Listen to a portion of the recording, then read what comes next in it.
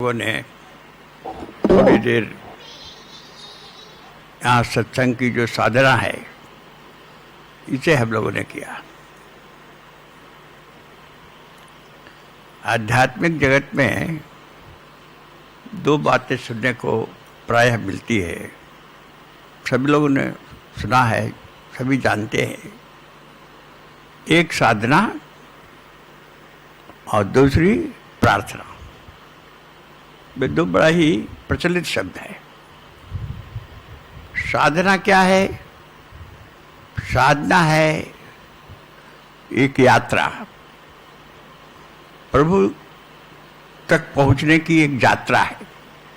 हम कैसे प्रभु तक पहुंचे, उनके समीप पहुंचे, इसको कहते हैं साधना।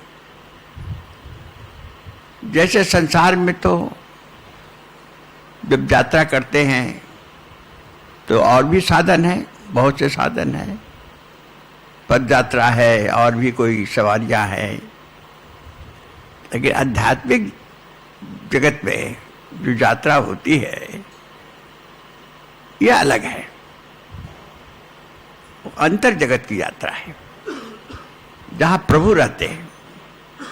प्रभु का ठौर कहाँ है, प्रभु का स्थान कहाँ है, कौन सा उनका लोक है, उस लोक तक यात्रा करने के जो साधन है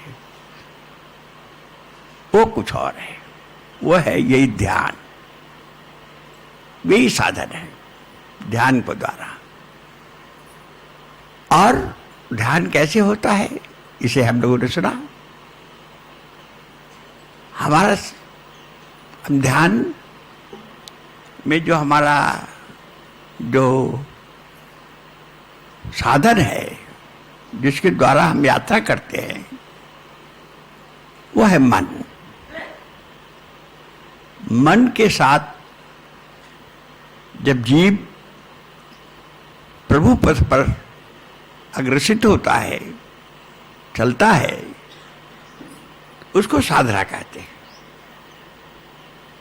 बिना मन के यदि कोई प्रभु तक पहुंचना चाहे तो नहीं पहुंच सकता है। इसलिए पहली शर्त है, यदि तुम प्रभु के जहाँ रहता है, प्रभु के स्थान में पहुंचना चाहते हो, तो मन के साथ चलो। और प्रभु से जब तुम कुछ कहना चाहते हो, अपनी बात रखना चाहते हो। हमारे जीवन में अनेक प्रकार की समस्याएं हैं, दुख है, तकलीफ है, न जाने हर कोई कहता है, जब दुखों से घबरा जाता है तो कहता है कि भाई चलो ईश्वर से प्रार्थना करो, प्रार्थना करो, ईश्वर दया करेंगे और तुम्हारे दुख दूर हो जाएंगे। रामायण में एक बड़ा ही सुंदर प्रसंग आता है, आप लोगों ने शायद पढ़ा होगा, जो रामायण पढ़ते हैं, सुनते हैं। बड़ा ही सुंदर और ध्यान देने योग्य प्रसंग है कि जब संसार में आसुरी वृत्तियां बहुत बढ़ गई, चारों तरफ असुरों का राज्य हो गया, उनका उपद्रव संसार में बहुत बढ़ गया। असुर क्या? तामसिक विचार, तामसिक शक्तियां। उसका जब बोलबाला होता है, चारों तरफ वही उसी दुष्प्रवृत्तियां छा जाती है। तो जो सज्जन पुरुष होते हैं, जो देववृत्तियां होती हैं, देवता लोग होते हैं, वे बड़े दुखी हो जाते हैं।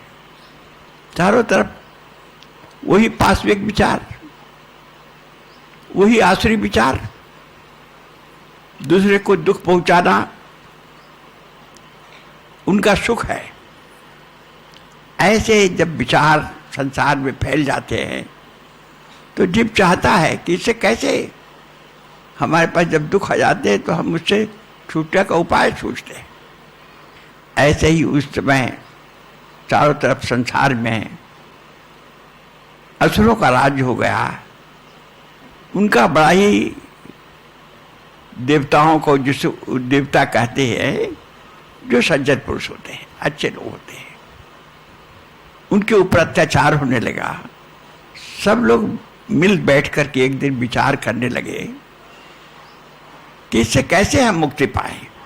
रामायण में प्रसंग आता है कि देवता लोग एक बार ये संसार के दुखों से बड़े दुखी हुए, असुरों से। सब लोग बैठ करके आपस में मंत्रणा करने लगे कि संसार में ये दुख दूर कैसे हो।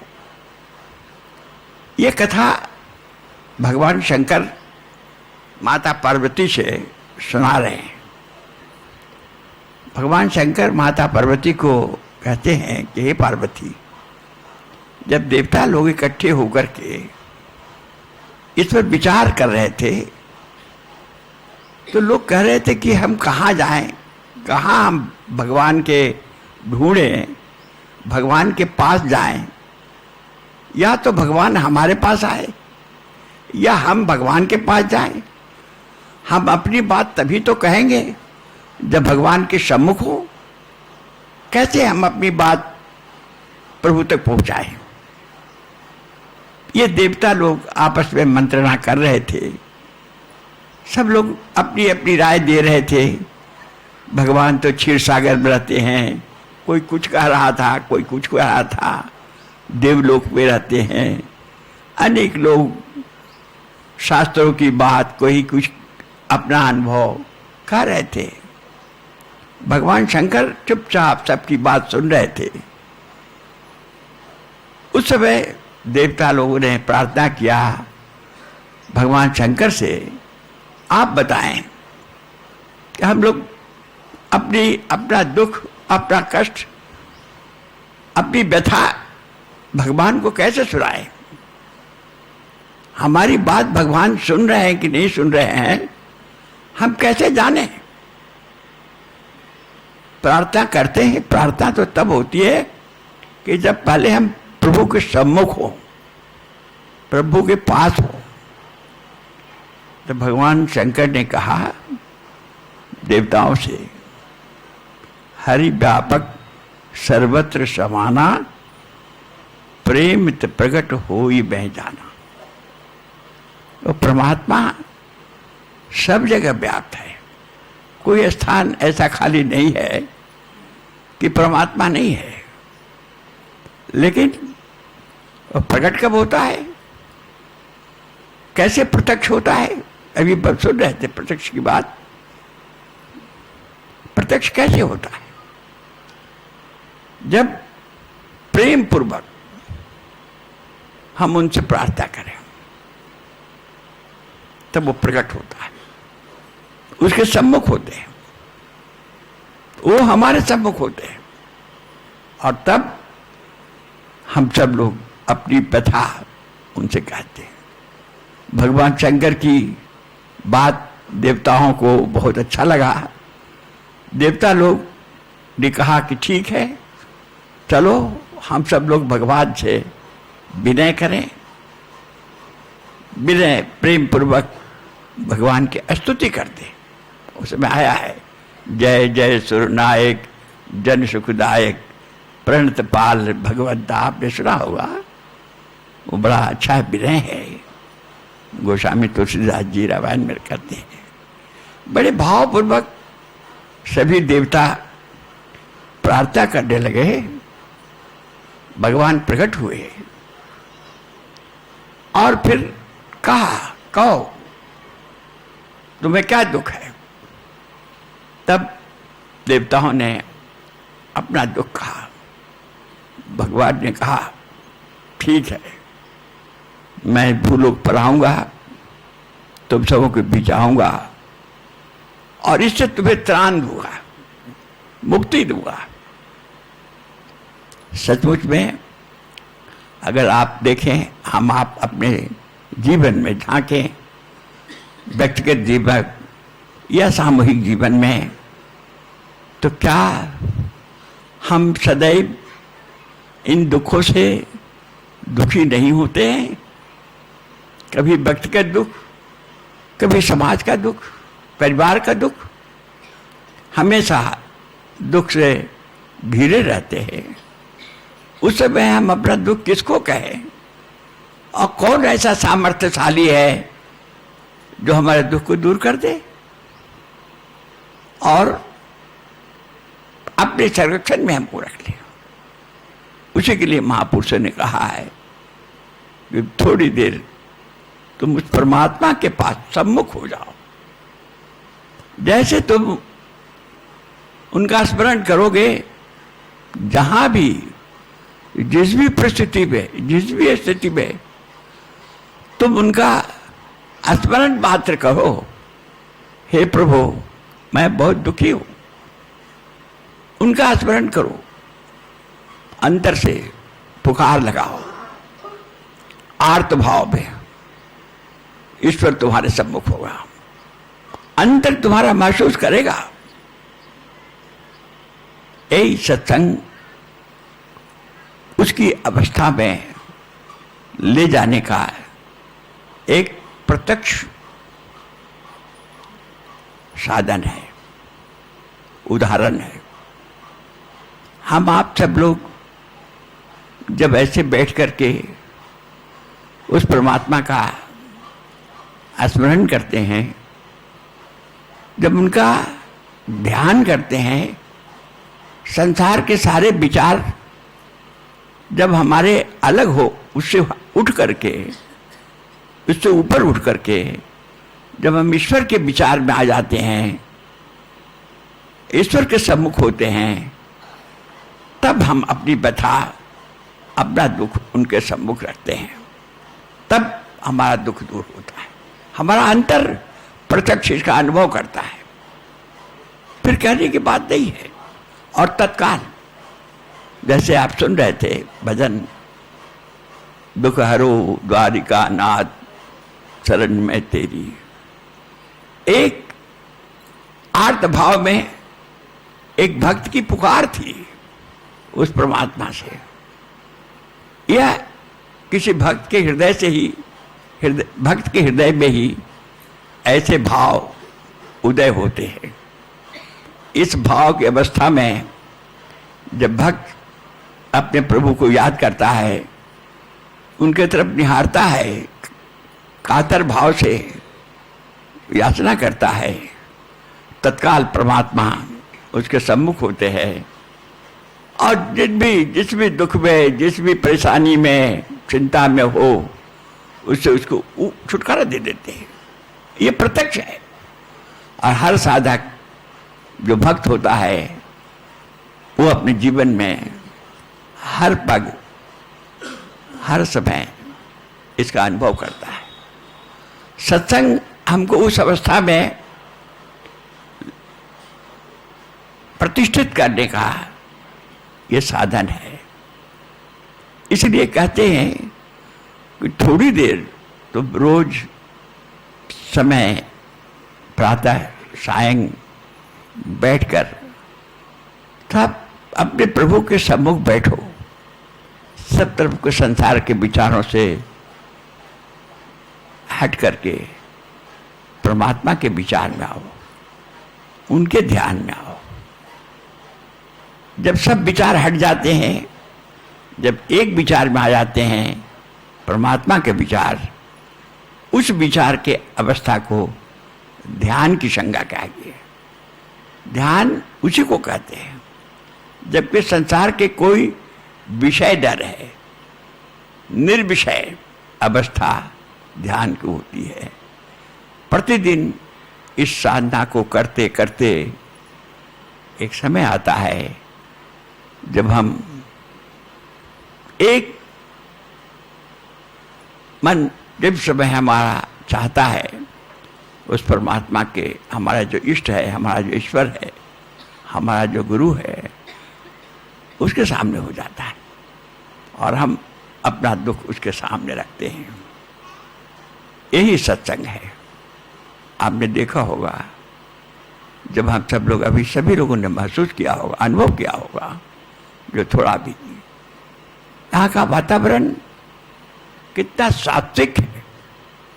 जैसे बादल छाए रहते हैं तो चारों तरफ का वो गर्मी शांत हो जाती है, ऐसे भगवान की कृपा के बादल सत्संग में छाता है, सत का साम्राज्य हो जाता है।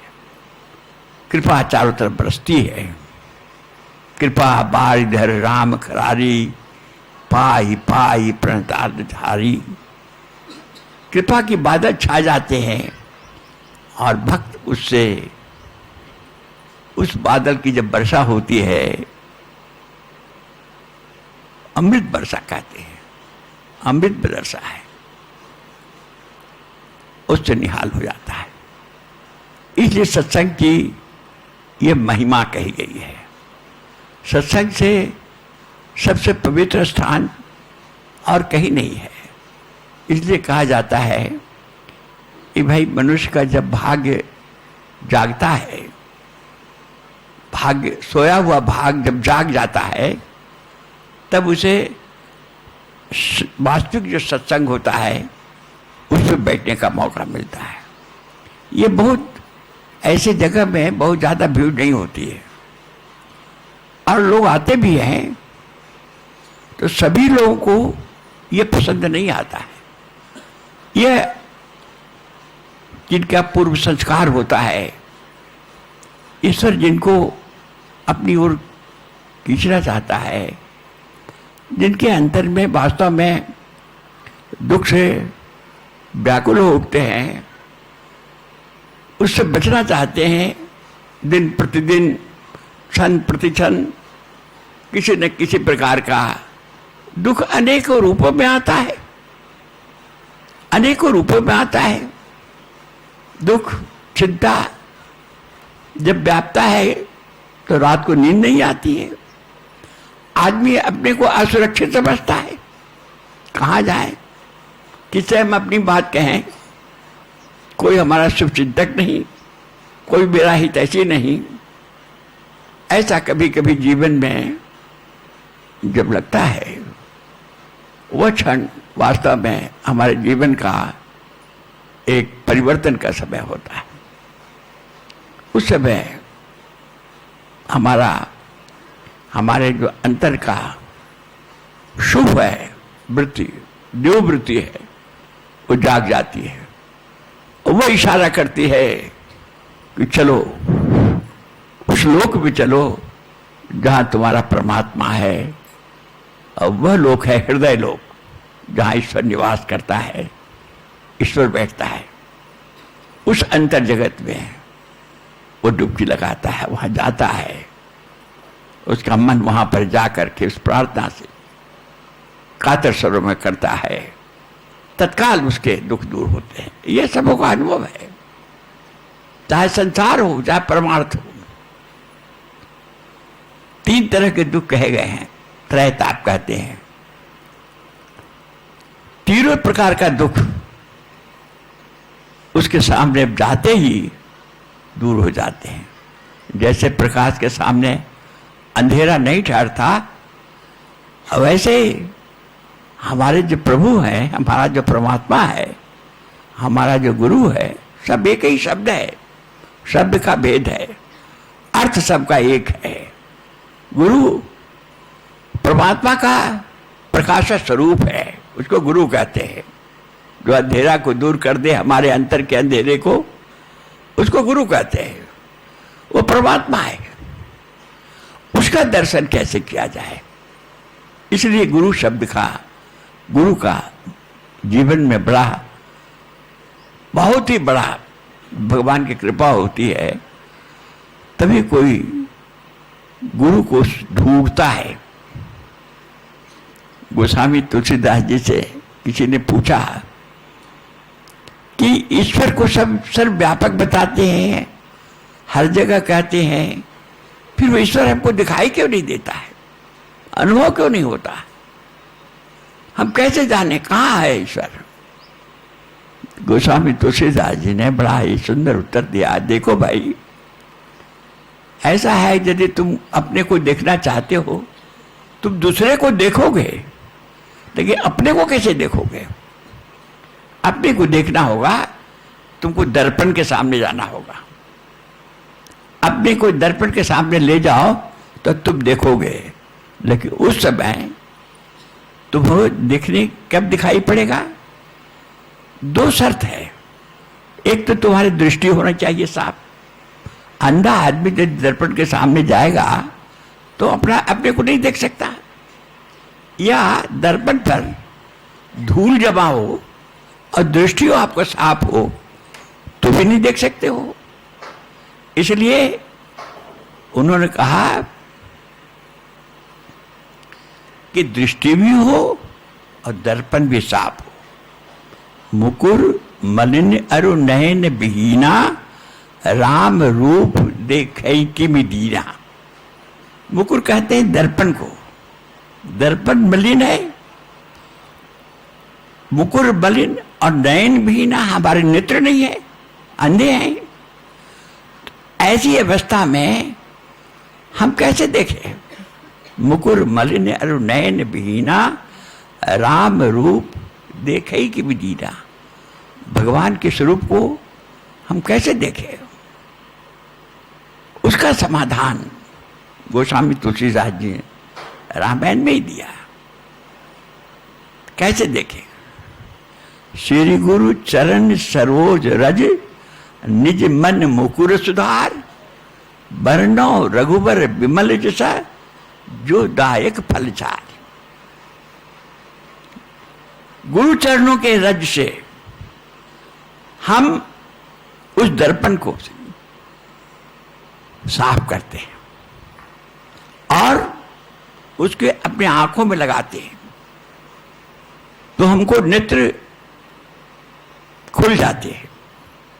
वो नेत्र, ये चर्म चक्षु नहीं है, उसी के साथ ना हम लोगों ने किया।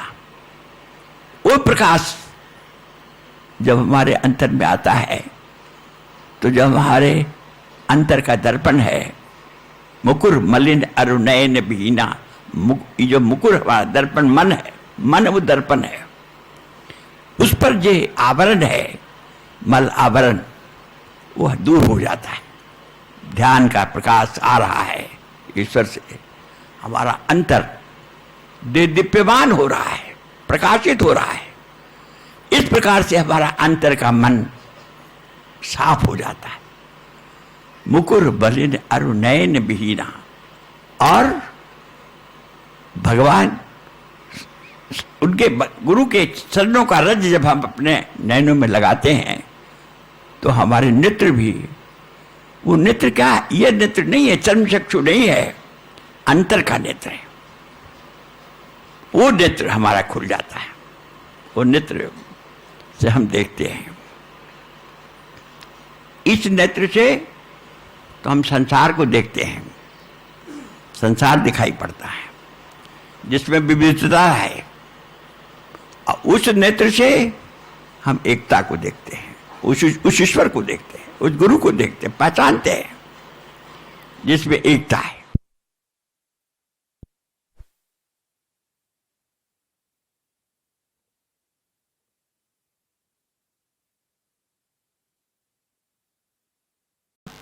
राम रूप देखें कि श्री गुरु चरण सरोज रहे, निज मन मुकुर सुधार। वर्णो रघुवर विमल जैसा, जो दायक फलचार। इस प्रकार से गुरु के चरण रज से अपने मन रूपी मुकुर को साफ करते हैं, और तब वो ज्ञान हमको आता है, तो भगवान के स्वरूप का दर्शन होता है। सत्संग उसी का साधना हमारे सामने रखता है। हम उन्हीं प्रभु के समक्ष हमारी प्रार्थना पर हम प्रार्थना करते हैं, तब प्रभु हमारे बीच प्रकट होते हैं। जब प्रेम से, भाव से भक्त लोग इकट्ठा होकर के भगवान से स्तुति करते हैं, तो भगवान वहाँ आते हैं और फिर हम अपनी बात कहते हैं। तो हम सब लोग उन्हीं के समक्ष बैठे हैं। आइए थोड़ी देर 2 मिनट फिर से उनका ध्यान करें और यह जो श्रद्धा के प्रतीक नैवेद्य है गुरु महाराज के समक्ष रखा हुआ है, परमात्मा हमारे सामने हैं, उनसे हम श्रद्धापूर्वक विनय करें कि प्रभु यह हमारे भेंट को आप स्वीकार करें, हम सबों को भी स्वीकार करें और सबों के ऊपर कृपा करें। सदैव हम सब लोग आपके चरणों में लगे रहें, हमारे अंदर आपके प्रति श्रद्धा और भक्ति बढ़ती रहे, हम भटके नहीं, हमारे अंदर दुर्गुणों का प्रवेश न हो, हम सत्पथ पर चलते रहें, ऐसी दया करें। इन्हीं भावों के साथ यह नैवेद्य गुरु महाराज के सम्मुख रखा हुआ है, भगवान के सम्मुख, उन्हें अर्पण करें।